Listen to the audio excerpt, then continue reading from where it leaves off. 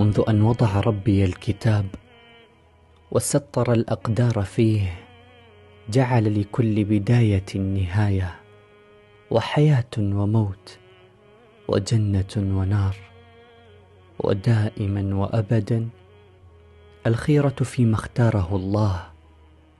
لكن هنالك أشخاص تأبى الروح ويرفض العقل أن يتقبل وداعهم، ليس اعتراضا على قضائه، ولكن لمكانة ذلك العظيم في حياتهم وما يمثله من أهمية. وأحد العظماء هو جدي،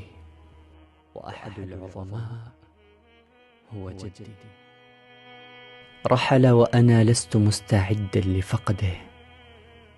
ارتحل بهدوء يشابه روحه النقية، غادر للقاء ربه، فارقنا بعد أن أنهك المرض جسده.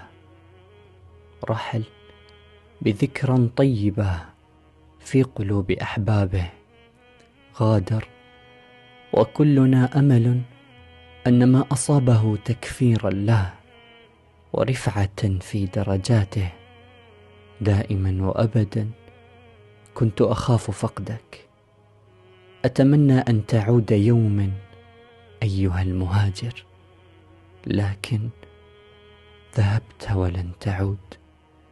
أتمنى أن تعود لأمضي دقائقا بين يديك، لأقبل رأسك وتسألني عن يومي الذي أصبح من بعدك سيئا جدا، وأسمع حكاياتك وتأخذني بيدي لتعلمني كيف أصبحت أنت ولو قليلا. انتقل جدي إلى الرفيق الأعلى، وترك خلفه دهشة تملأ عيناي بعد أن رأيته جسدا بلا روح، ودموع حفرت على خدي، وذكريات لن تنفصل عني أبدا.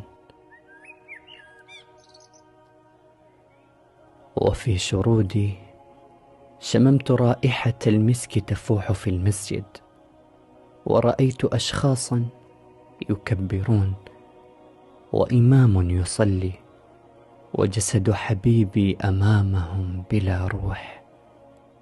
وفجأة أشاهدك في قبرك مستلق، والتراب يصون جسدك، وأسمعك تهمس قائلا: غادرت الدنيا يا حفيدي، فلا تنساني، فلا تنساني، فلا تنساني. وكيف للقلب أن ينسى من استوطنه يا جدي؟